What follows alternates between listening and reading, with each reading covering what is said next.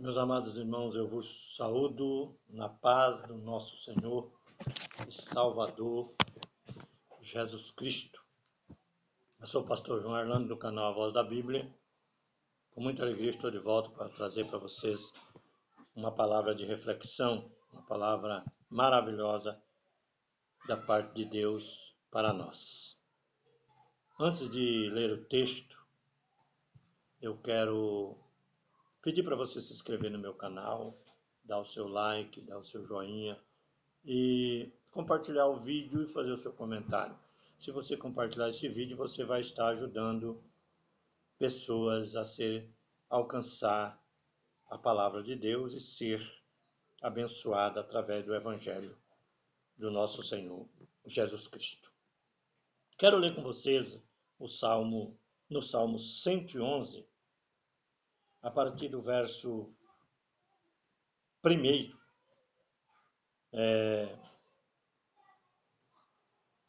Eu quero ler com vocês a partir do verso 1 e o 2, e o 3 e o 4, que diz assim: Louvai ao Senhor, louvarei ao Senhor de todo o coração, na assembleia dos justos e na congregação. Verso 2 diz assim: Grandes são as obras do Senhor, procuradas por todos os que nelas tomam prazer. Glória e majestade há em sua obra, e a sua justiça permanece para sempre. Fez lembradas as suas maravilhas, piedoso e misericordioso é o Senhor. Eu quero falar um pouco das maravilhas e das obras, principalmente das obras do Senhor. Obras maravilhosas que Deus realiza e realizou através da sua infinita misericórdia. Nós sabemos que o Senhor Deus, ele realmente, a história bíblica, a palavra de Deus, ela revela para nós a grandeza e as obras manifestas pelo próprio Deus. E a obra mais gloriosa que eu vejo, irmãos, da parte de Deus, é quando Deus chama Abraão da Mesopotâmia. Ele faz promessa e diz para ele: sai da tua terra, da tua parentela e vai para uma terra que eu hei de te mostrar. E ele confiou e foi pela fé.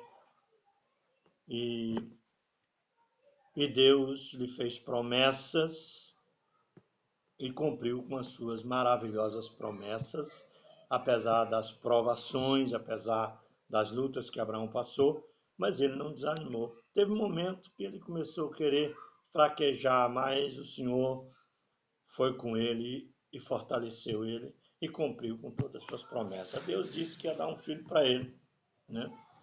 E que a sua descendência ia ser como as estrelas do céu e como a areia da praia do mar. E realmente isso aconteceu na vida de Abraão.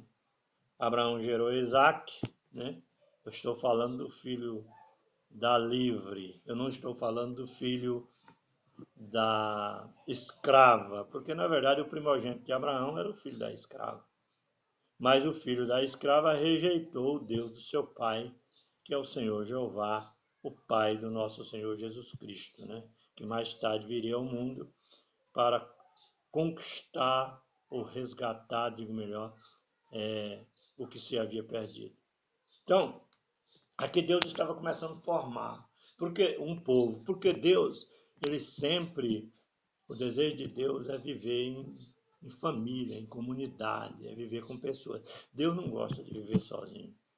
Deus nunca quis viver sozinho. Se nós olhar para a palavra de Deus, nós vamos ver lá em Gênesis que quando Deus plantou o jardim do Éden, ele fez o homem e colocou no jardim para cuidar. E Deus vinha todo dia, na virada do dia, e falava com Adão. Deus queria estar com o homem, está entendendo? O homem, ele estava sendo um grande substituto, porque na verdade Satanás, o antigo anjo de luz, que tinha o selo da medida, ele caiu. Ele caiu e trouxe consigo milhares de anjos, que caiu também, que obedeceu a sua voz e perderam a glória e a graça de Deus e caíram. Então Deus estava agora criando um povo para substituir esses anjos caídos, que fosse reis e sacerdócio diante dele. Deus tinha um plano, um povo, porque Deus um plano sobre a terra, porque na verdade a terra é o tabernáculo de Deus, vai ser o tabernáculo de Deus com os homens no futuro. Deus fez a terra com um grande projeto, entendeu?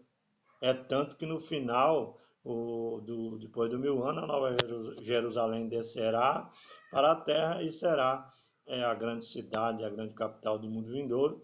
E Deus habitará com os homens na terra, e a terra será o tabernáculo de Deus com os homens. Então, na verdade, eu estou falando aqui só de grandeza de Deus, que Deus realizou. Ele chamou Abraão, gerou Isaac, né? Gerou Ismael e Isaac, Ismael o primogênito, mas só que Ismael não quis o Deus do pai dele, então o filho da livre, que já era a promessa, e se tornou um grande homem, Isaac casou-se, que quem conhece a Bíblia sabe que Abraão mandou buscar uma esposa para ele lá nos seus parentes, e ele casou com Rebeca, e Rebeca lhe deu 2 filhos, um chamado Esaú e outro chamado Jacó. E Esaú também rejeitou o Deus do pai dele, seus pais, vendeu o direito de primogenitura por um prato de guisado, e Jacó ficou com a promessa, foi abençoado, porque Jacó era pastor, Esaú caçador. Não quer dizer porque ele era caçador, ele perdeu a bênção, não é isso. Eu quero dizer que ele rejeitou o Deus do pai dele, e então ele ficou fora da bênção, porque ele era um homem um pouco leviano, vendeu o seu direito de primogenitura. Nós temos que ser como Nabote, nós não podemos vender a nossa vinha, não podemos vender a nossa herança por nada, podemos trocar por nada, nós temos que ficar firme no nosso propósito, tá entendendo? E Nabote preferiu morrer, mas não entregou a vinha, não deu, não doou para ninguém, porque era a herança do pai dele, né? E nós não abandonamos a nossa fé, não abandonamos Jesus, não abandonamos a graça, porque é a herança do nosso Deus. Deus enviou Jesus aqui e nos deu essa bênção gratuitamente, e jamais nós podemos nos vender por nada deste mundo. Nós temos que permanecer firmes. Então, o que acontece? Isaac gerou Jacó, que era, né, que ficou na promessa, e Jacó gerou 12 filhos. E um desses filhos foi para o Egito, né, que foi vendido pelos próprios irmãos. Houve aquele problema todo, quem conhece a história de José sabe muito bem disso. Foi para o Egito, o José foi vendido para os ismaelitas venderam ele para o Potifar, que era a segunda pessoa na época do faraó, e José foi ser escravo, ele foi perseguido pela própria mulher do patrão dele, né, de Potifar, e a mulher queria deitar com ele, e ele rejeitou, e teve um dia que ela pegou, queria obrigá-lo, ele correu, ela pegou a capa dele, e por causa disso ela inventou uma mentira, uma calúnia, que ele tinha ido lá e assediado ela, certo? Ele foi para o calabouço, foi para a prisão, ficou preso. Mas Deus sempre foi com José, lá na prisão ele virou governador da prisão, ele tomava conta de todos os presos, sabe? Ele virou um cara que dominava todo mundo ali, porque ele tinha a graça de Deus com ele. Tá, Faraó teve aquele sonho todo, né, das vacas magras e vacas gordas, das espigas magras e espigas gordas, que eu não quero explicar detalhe, que eu estou resumindo aqui, falando sobre a grandeza de Deus. Então José interpretou o sonho de Faraó, porque antes lá na prisão ele tinha interpretado o sonho do copeiro Mor e o padeiro Mor, e então essa notícia chegou ao rei, que ele tinha o Espírito de Deus e ele podia interpretar sonhos. E o que acontece? Ele acabou interpretando o sonho do rei Faraó e se tornou a segunda pessoa no reino do Egito, né, ao ponto de Faraó chegar a dizer que José só era menor do que ele se o Faraó estivesse sentado no trono. Se Faraó estivesse fora do trono, eles eram iguais. Então, José na verdade, foi ser o grande governador do Egito. E lá no Egito ele teve 2 filhos, um chamado Manassés, o primogênito, e o segundo Efraim. Esse Efraim significa frutífero.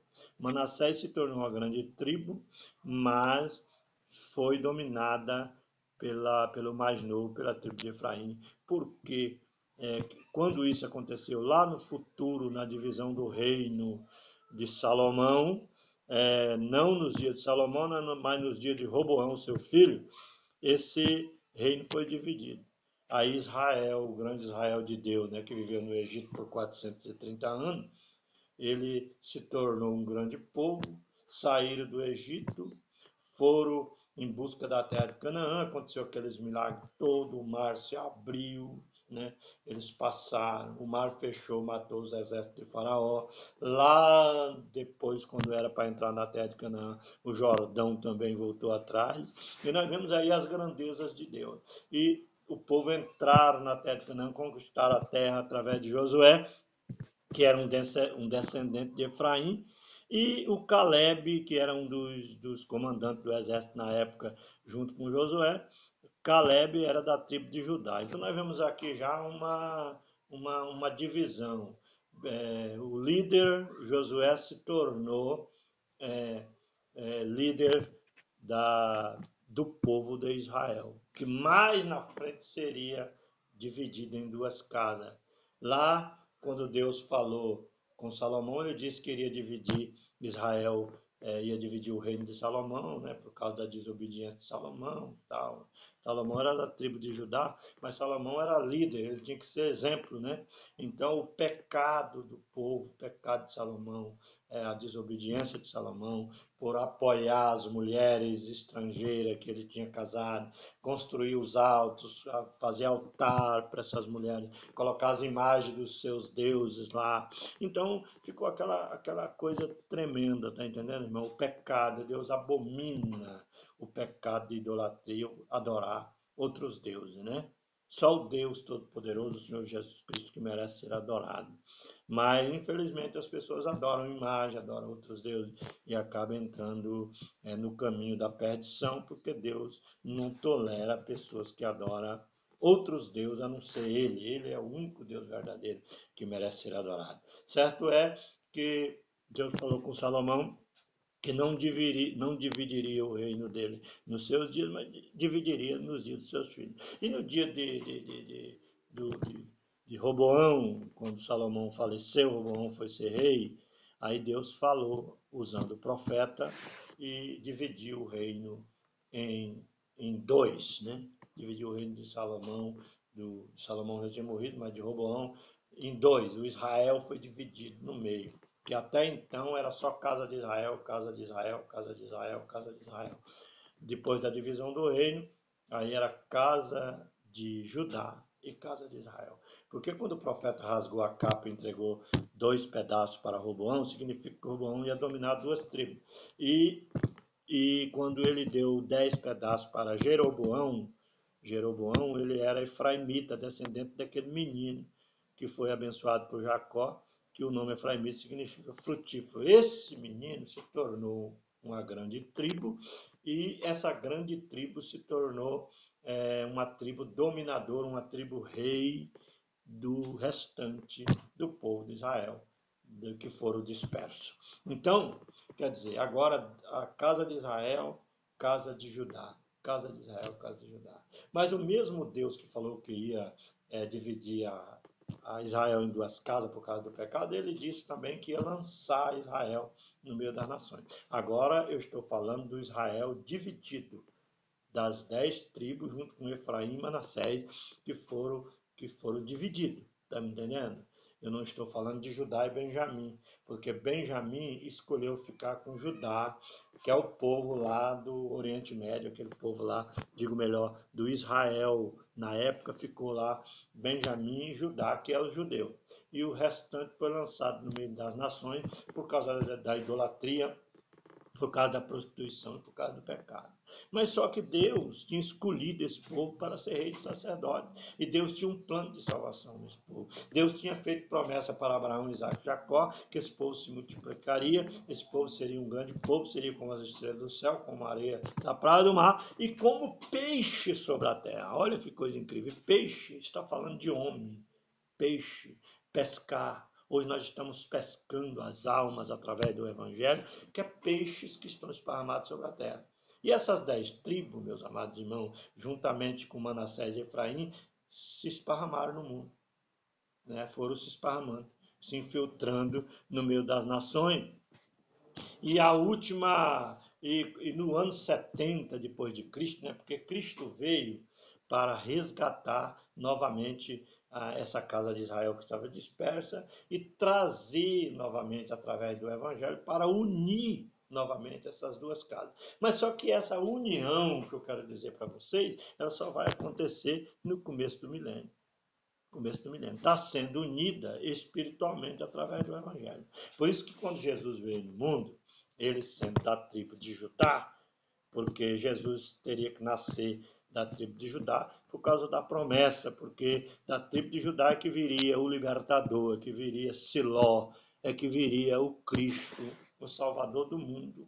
Só ele poderia resgatar de volta aquilo que se havia perdido. A palavra resgatar aqui significa comprar de novo. Né? Quando você tem uma coisa que você perde, por algum motivo, você vai lá com dinheiro e compra de novo, porque você gosta daquilo ali, né? Aí você compra de novo. Deus fez isso, ele comprou de novo um povo que se havia dispersado, um povo que agora não era povo, um povo que tinha esquecido de Deus, um povo que tinha virado as costas para Deus, um povo que tinha abandonado Deus. Aí Deus disse, eu vou trazer de volta, eu vou resgatar esse povo, e eles serão o meu povo, e eu serei o Deus deles. Então, olha bem, irmão, o mesmo Deus que lançou é o mesmo Deus que trouxe de volta. O mesmo Deus que deixou ir embora é o mesmo Deus que comprou de novo. Isso é amor. Amor incomparável. Por isso que a Bíblia fala lá em João 3 e no livro de João, no capítulo 3, versículo 16, porque Deus amou o mundo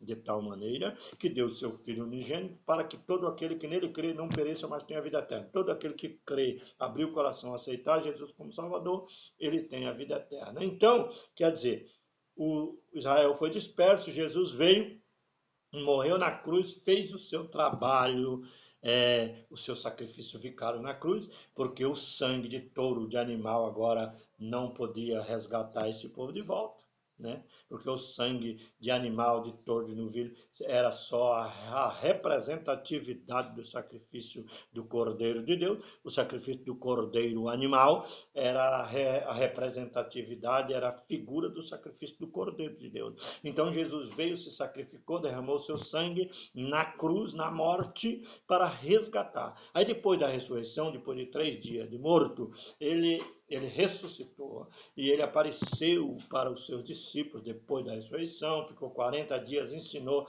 que foi um período de transição ali. Aí o que acontece? Ele foi e disse para os discípulos, agora vocês vão começar em Jerusalém, vocês vão ir por todo mundo, vá pregar o meu evangelho a toda criatura. Vocês começam em Jerusalém, Judéia, Samaria e vá até os confins da terra. E os discípulos começaram a fazer essa obra. E essa obra foi passando para os servos do Senhor, para aqueles que vão aceitando, e para a glória do Senhor, esse evangelho nos alcançou, e hoje também nós somos anunciantes desse mesmo evangelho, estamos trabalhando para resgatar o restante das ovelhas perdidas da casa de Israel. E nós sabemos que nós estamos vivendo agora nos últimos tempos.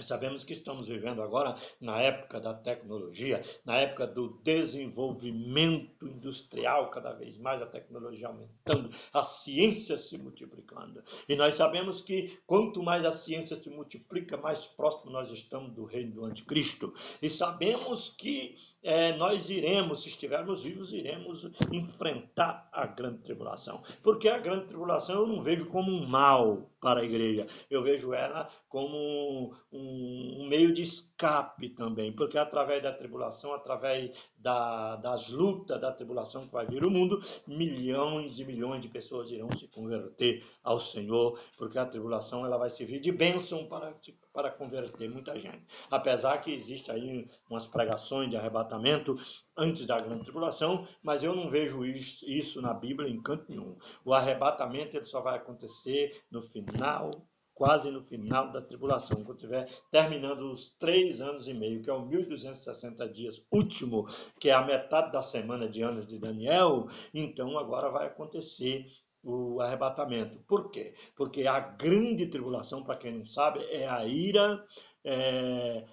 ira do diabo contra os santos. É a ira do diabo contra as duas testemunhas. É a ira do diabo contra os cristãos. Está me entendendo? É a ira do diabo contra tudo que se chama Deus e objeto de culto. Entendeu? Uma perseguição em massa. Essa é a grande tribulação. Agora, a ira que Deus vai nos livrar é a ira das 7 taças. É a ira de Deus contra Satanás, contra o reino da besta. Tá entendendo? É a ira de Deus contra o pecado, é a ira de Deus contra o poder industrial, é a ira de Deus contra a ciência, é a ira de Deus contra tudo que o homem edificou. Entendeu? É a ira de Deus contra o ímpio, o pecado. Então agora Deus vai arrebatar a igreja no final da tribulação e vai derramar as 7 taças, que é a ira dele contra o reino da besta, contra Satanás, contra o anticristo e o falso profeta. Então ele vai derramar as 7 taças. Então, mas antes ele agora tirou a igreja, derramou as 7 taças, logo no final da tribulação. Então depois ele voltará imediatamente com a igreja de volta, e os anjos do seu poder, ele virá com poder e grande glória. Agora vai acontecer, que é o cavaleiro do capítulo 19 de Apocalipse. Agora ele está vindo, mas ele está vindo para quê? Para arrebatar? Não. Quando ele estiver vindo, ele tira a igreja, entendeu? Ele tira a igreja antes, leva para cima, derrama a taça, aí ele aparece de volta com a igreja. Aí quando ele desce para a igreja, ele desce para quê?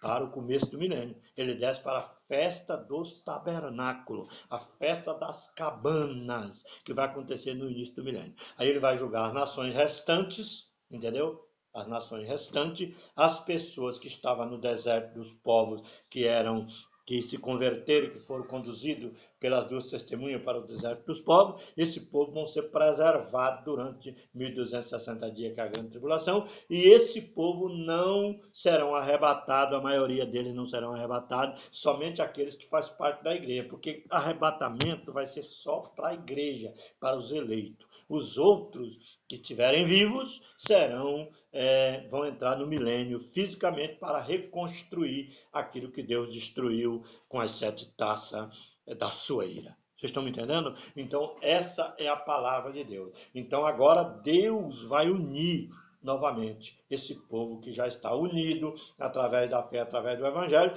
Ele vai unir novamente. Israel agora será uma só casa, um só povo. E nós entramos nessa bênção também, porque aceitamos Jesus e fazemos parte do Israel de Deus. Então nós vamos fazer parte da casa de Israel. Aí vai voltar o que era antes, a casa de Israel. Não vai ser mais casa de Judá, casa de Israel. Não vai ser mais casa de Judá, casa de Efraim.